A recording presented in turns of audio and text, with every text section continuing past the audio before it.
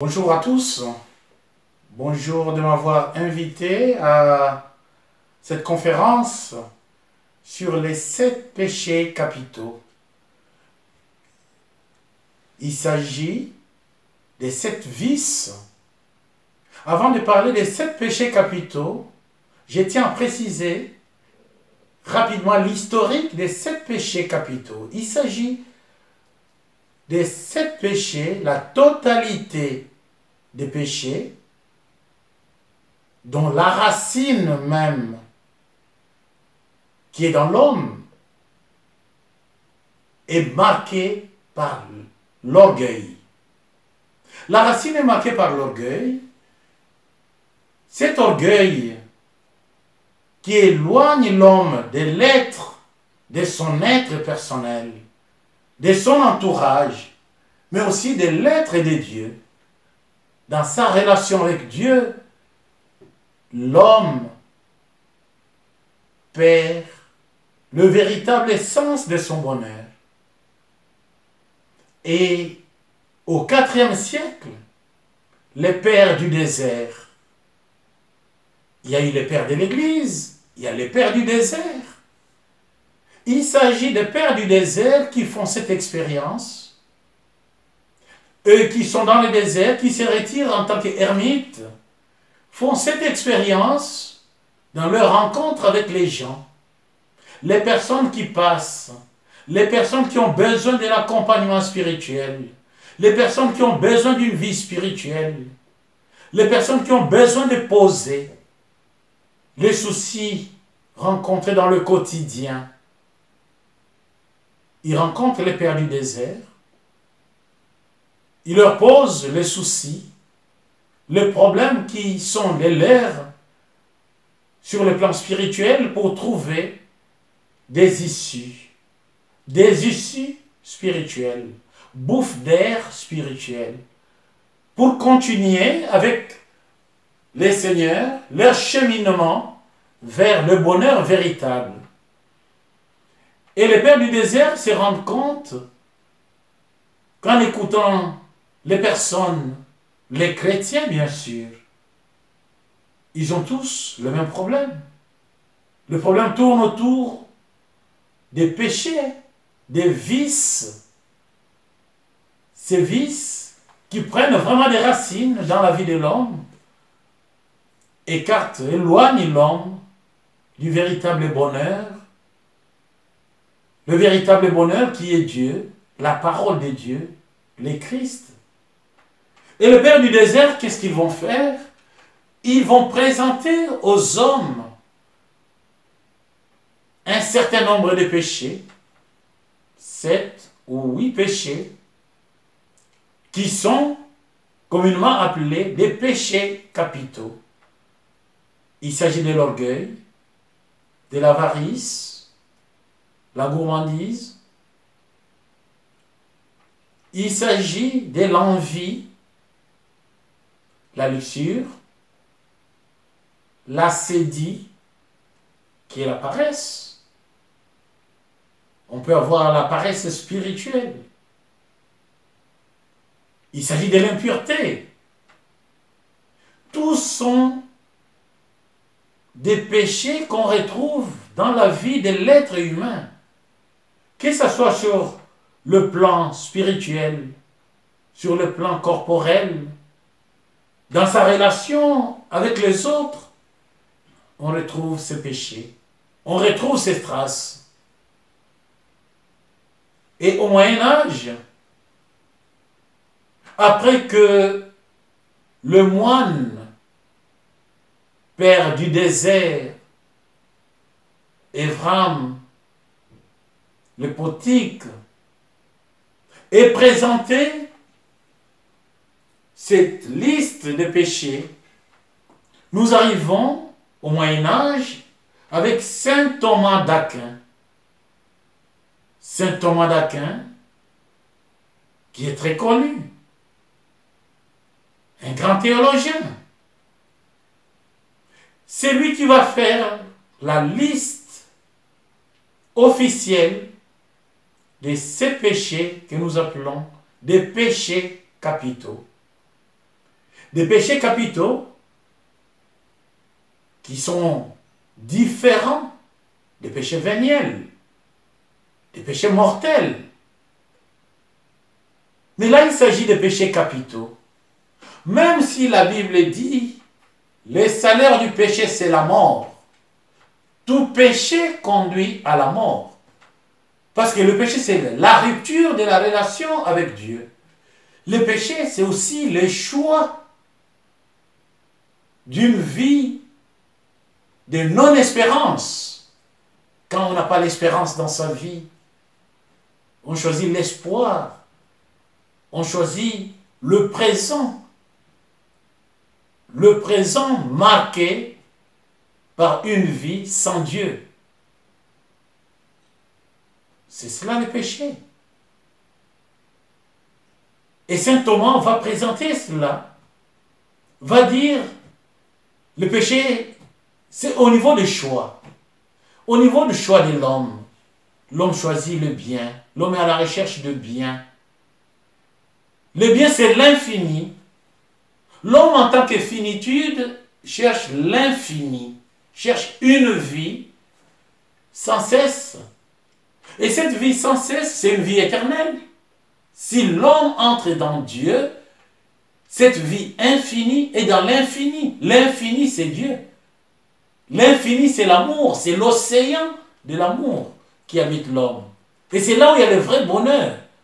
Le bien-être de l'homme ne peut être que dans l'infini, dans la recherche incessante du véritable bonheur, dans l'infini, dans Dieu. Et saint Thomas présente le bien comme étant le véritable bonheur de l'homme.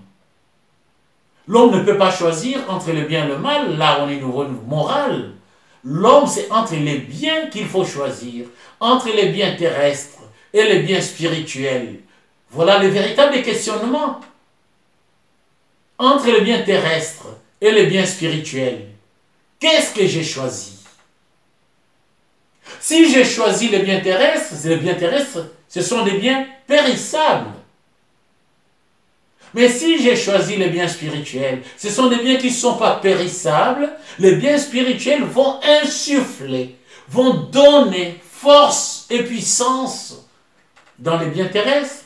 Du coup, je ne serai pas esclave de biens terrestres. Les biens terrestres seront à ma portée pour que je puisse vivre véritablement l'amour de Dieu, l'amour du prochain et l'amour de moi-même. Je ne peux pas aimer le prochain si je n'aime pas ma vie. Du coup, on prend conscience. La conscience devient un don.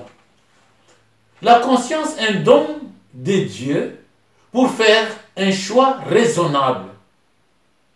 Un choix raisonnable qui nous permet de vider en nous, de renoncer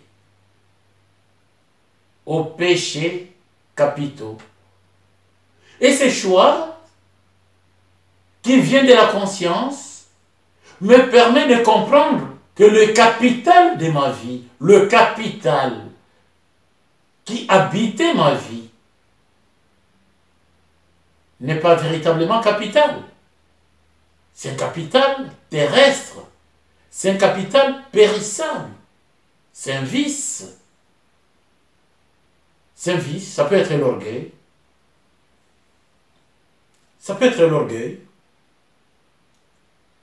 Ça peut être l'avarice. La course effrénée de l'argent. On devient avare. On en veut encore, sans se poser les questions pourquoi. Et c'est là où ça devient intéressant parce que au 5e siècle, nous partons de l'exemple des moines d'Orient, Jean Cassien. Jean Cassien qui fait l'expérience au 5e siècle, l'expérience de la colère. Parce que la colère fait partie des 7 péchés capitaux. il se pose la question, pourquoi on se met en colère? Qu'est-ce que cela m'apporte? Je me mets en colère, c'est bien de me mettre en colère, mais qu'est-ce que cela m'apporte? Qu'est-ce que cela apporte aux autres? Mais il ne s'agit pas de dire, pourquoi je me mets en colère et je m'arrête là. Je me mets en colère envers qui? Est-ce que c'est envers une chose comme reste en latin? Reste, c'est la chose. Est-ce que je me mets en colère vis-à-vis d'une chose ou vis-à-vis d'un être humain? Si je me mets en colère vis-à-vis d'un être humain, quelle est la portée de cette colère? Est-ce que je me pose la question si cet être humain est créé à l'image, à la ressemblance de Dieu? Me mettant en colère vis-à-vis de l'être humain, une colère non fondée. Est-ce que je ne me mets pas en colère à l'égard de l'image et ressemblance de Dieu en Jésus-Christ lui-même? Voilà le sens critique qui vient de la conscience. Quand je dis le sens critique que doit avoir tout être humain, il s'agit du véritable sens de discernement. Critique en tant que discernement. Parce que critique en tant que discernement me permet de comprendre que Dieu ne vient pas entrer dans ma vie. Ce n'est pas un ajout de Dieu que j'ai fait. Ce n'est pas au niveau de la quantité. Dieu n'est pas au niveau de la quantité. Comme on dit, je vais prier pour que Dieu vienne dans ma vie. Mais non. Je ne prie pas pour que Dieu vienne dans ma vie. Dieu est déjà venu dans ma vie. Il est l'Emmanuel. Il est avec moi. Donc on n'est pas au niveau de la quantité. Le chrétien est celui dont la conscience est interpellée pour dire « je dois tout juger à la lumière de la parole de Dieu ». Tout juger. Je dois me mettre en colère. Mais par rapport à la parole de Dieu, qu'est-ce que cela va m'apporter? Par rapport à ma prière personnelle, qu'est-ce que cela va m'apporter? Je dois être gourmand. Qu'est-ce que cela va m'apporter? Par rapport à la parole de Dieu. Donc il ne suffit pas de dire que Dieu a dit il faut jeûner. Dieu n'a pas dit il faut jeûner, ne pas manger. Non, non. Il y a beaucoup de types de jeûnes. Donc il ne faut pas mettre sur Dieu ce qu'on n'a pas bien discerné. Une personne qui a des médicaments va jeûner. Et la maladie va s'aggraver. C'est que la personne a mal discerné. Ce n'est pas Dieu qui lui a demandé de ne pas bien discerner. La personne a mal discerné. La personne n'a pas consulté la parole de Dieu. Or, le discernement, le sens critique nous permet d'entrer dans Dieu qui sonde le cœur et les reins. C'est pourquoi on parle de péchés capitaux. Parce que ça nous permet de fouiller dans notre vie, scruter dans notre vie les traces de vices qui restent dans notre somatique pour arracher cela, combattre cela, enlever cela grâce au discernement. Et en chacun de nous, il y a ces péchés capitaux, il y a ces vices, ces racines que saint Thomas au Moyen-Âge appelle les idoles. Chacun de nous est porteur de 7 idoles, même si on n'en a pas 7, mais au moins on a ces idoles. Au lieu de contempler Dieu, c'est ce que nous contemplons. Petit à petit, ces idoles deviennent une habitude, habitus. Et quand ça devient une habitude, on dit, je le fais parce que tout le monde le fait. Mais non, on ne peut pas faire quelque chose parce que tout le monde le fait. On est chrétien. La référence du chrétien, c'est la parole de Dieu. Donc, la référence, ce n'est pas parce que tout le monde le fait. Non. Dieu nous aime. Mais on ne peut pas dire que Dieu nous aime tous de la même façon, ce n'est pas possible. Il suffit de regarder le fils prodigue qui est parti et le fils aîné. Est-ce que le père les a aimés de la même façon? Est-ce qu'ils ont aimé le père de la même façon? L'amour de Dieu est unique en chacun de nous parce que chacun est unique. C'est dans cette unicité de l'amour de Dieu qu'on doit prendre conscience qu'on est un avec le Christ. Il a prié dans Jean 17, Père, que nous soyons un. Dès lors qu'on est baptisé, on est un avec le Christ. Dieu n'est pas un ajout, Dieu est en nous. Dieu voit, il vit avec nous ce que nous vivons. Mais Dieu se retire quand nous choisissons le péché. Dieu n'est pas là. Il n'est pas là. Il nous regarde pour nous purifier. Il regarde parce qu'il nous laisse d'autres libertés pour revenir vers lui.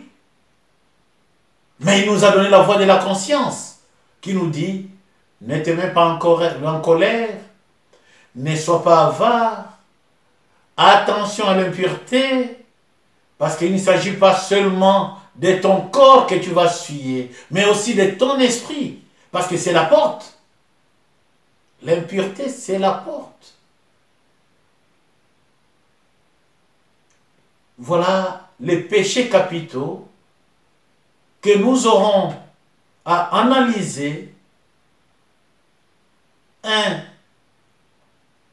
après l'autre, ainsi de suite, jusqu'à ce que nous aurons à présenter les 7 péchés capitaux dans l'ensemble pour que chacun de nous revienne au Christ et soit un avec le Christ dans une vie sans péché.